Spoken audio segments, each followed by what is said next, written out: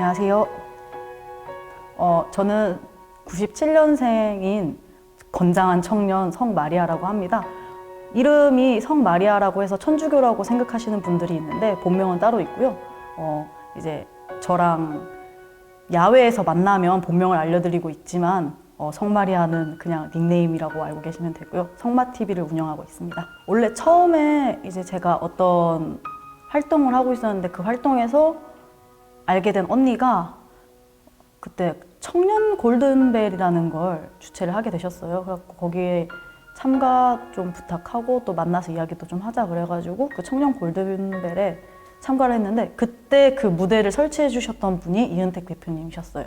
그렇게 만난 인연이 이후에 집회 나갈 때마다 집회 무대를 이은택 대표님께서 이렇게 만들어 주셨고 거기서 계속 만나다 보니까 성마야 그러려면 차라리 나랑 같이 일을 하자고 하셔가지고 지금 이렇게 일을 같이 하고 있습니다. 원래 그러니까 우파라는 개념이 한국에는 있겠지만 저는 좀 그렇게 생각을 해요. 우파라는 개념은 없고 다 같은 애국자인데 그걸 표출하는 방법이 다 달라서 좌파랑 우파가 생겼다라고 생각이 들거든요. 그래서 우리가 흔히 말하는 우파라는 것은 기본적으로 나라를 사랑을 하고 그리고 북한에 대한 적대감 그리고 또 불평등 그리고 법에 대해서 굉장히 철저하게 지켜야 된다라는 그런 정의감, 정직함이 우파의 표본이라고 생각을 하는데요. 당연히 다 같은 생각일 거예요. 분명히 좌파인 사람들도 법은 지켜야 된다는 걸 알고 나쁜 짓을 하면 나쁜 짓을 하면 벌을 받는다는 것을 알고 있을 텐데 그래서 저는 모든 사람들은 전부 다 태어날 때부터 나라를 사랑하는 걸 배우잖아요. 부모님들한테. 그런 것들을 배워가면서 커오면 결국엔 우파가 될 수밖에 없다라고 생각이 들어요. 저도 또한 할아버지도 이제 군인이셨고 아버지도 군인이셨고 해서 나라에 대한 사랑 그리고 뭐 이 나라에 대한 고마움, 군인에 대한 고마움 이런 것들을 많이 받고 자랐어요. 또한 아버지가 많이 일하는 것에 대해서 힘든 것도 많이 보고 자라왔기 때문에 페미니즘 같은 경우도 가족에 대한 애정에서부터 시작이 됐는데 아버지가 노가다를 하시거든요. 노가다를 하시다 보니까 그거에 대한 엄청 힘듦을 가끔씩 표출을 하시긴 해요, 저한테.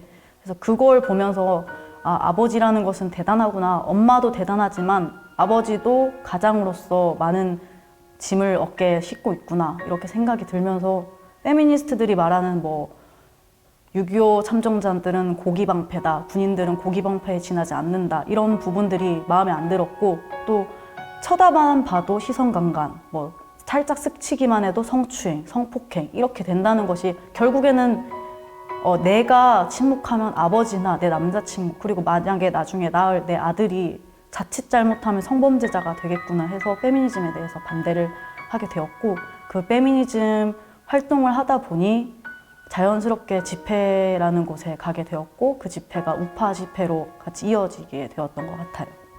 저는 솔직히 항상 다 모든 게 즐거운 기억이거든요. 가끔은 제가 무대 위에서 이제 사회도 보고 올라가서 연사도 하고 할 때 가끔은 이제 제가 실패하거나 실수한 부분에 대해서는 하루 종일 곱씹긴 하지만 모든 집회나 우파 활동은 다 항상 기분 좋고 행복했어요. 근데 진짜 제가 너무 벅찼다라고 느꼈던 게 8월 15일 날 광화문에서 그 모든 사람들이 어떤 사람은 정광훈 목사의 집회에 나오신 분도 있었을 거고 어떤 사람은 애국당 집회에 나오신 분들도 있을 거고 어떤 사람은 그 자유한국당의 분들이 나왔던 사람들도 있을 텐데 그 모든 사람들이 애국가를 부르라고 딱 말하는 순간 일제히 다 같이 애국가를 불렀던 그 모습이 아직도 잊혀지지가 않아요.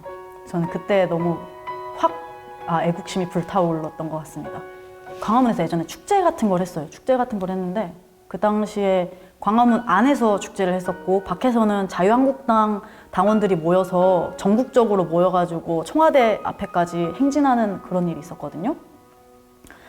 그 당시 이제 집회라는 것도 몰랐고 집회 참여를 해본 적도 없었고 정치에는 관심이 있었지만 그런 상황에서 그 많은 사람들이 그 더운 날 그렇게 걸어가시는 모습을 보고 또 어느 한 아주머니 두 분이 저한테 와가지고 오늘 광화문에서 하냐 광화문 안에서 무슨 축제를 하냐 그러길래 설명해드리고 하다 보니까 그분이 그러시더라고요. 젊은 애들이 좀 나와서 해줬으면 좋겠다, 좀 깨어났으면 좋겠다 하시는데 그 울먹울먹 하는 말하고 또 손 잡으면서 정치에 관심 있어줘서 너무 고맙다고, 저랑은 완전 타인인데도 그런 그 마음을 비춰주는 게 너무 고마웠어가지고 계속 그런 게 마음에 많이 남아있는 것 같아요.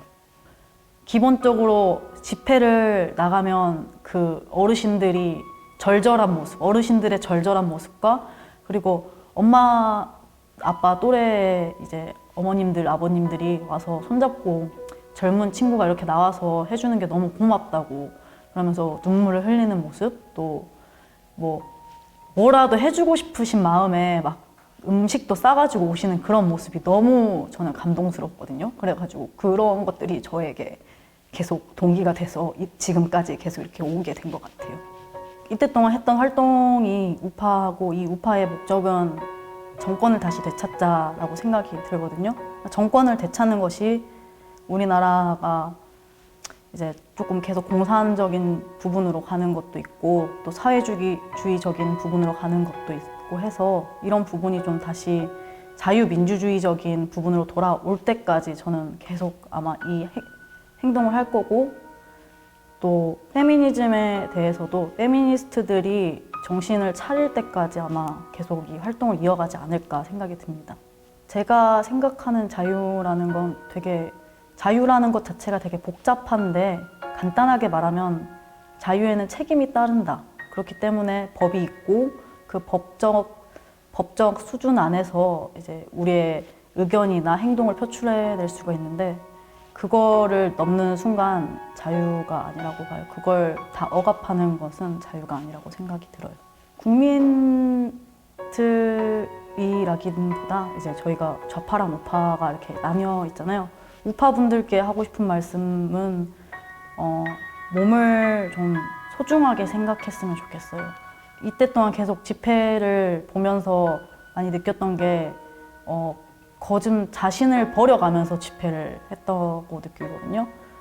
경찰서에 끌려가더라도 나는 이 집회를 꼭 하겠다, 이런 마인드로 하시는 분들이 되게 많고, 또 좌파들 측에서 의외로 범죄자들이 은근히 있더라고요. 뭐 주먹질을 하시는 분도 있고, 뭐 최근에 보면 뭐 발길질 하는 사람도 있었고, 그 칼 들고 쫓아오는 사람도 있었으니까 그런 분들이 너무 저는 우리 우파 사람들도 다치지 않을까. 그리고 그 사람들이 다치면 또 나중에는 저희는 인원이 정해져 있잖아요. 인원이 정해진 인원에서 계속 그 사람들이 다치고 뭐 돌아가신 분들도 있으니까 돌아가셔버리고 막 그러버리면 저는 진짜 계속 슬플 것 같아요. 저희는 점점 입지가 좁아져 가는데 있는 사람들마저 다치고 병원에 가서 입원해 계시고 또 감옥에 가 계시고 뭐 이러면 저는 그렇게 해서 자유를 찾는 건 아니라고 봐요.